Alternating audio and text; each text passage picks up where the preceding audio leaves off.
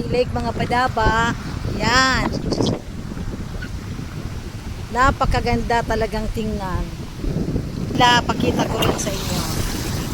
Mga padaba, ito ngayon ang Buhi Lake. Dito ako ngayon sa Buhi Lake. Yan. Mga padaba, sad to say, dito may isa akong empleyadong namatay dito. Dito siya nalunod sa Buhi Lake na to. Nung dito pa kami nagbi-business ng resto bar. Ayan, dito sila naligo. Tapos bigla na lang siyang nawala. Kaya malungkot na dinalaw ko ang lugar na to. Kasi naalala ko ang isang empleyado ko,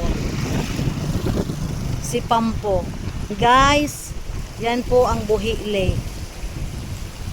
Dito maraming tilapia. Dito kinukuha ang mga tilapia. Yan, napaka ng ilog. Nakakatakot tingnan. Pero magandang tanawin. Thanks for watching mga padaba. Hanggang sa muli.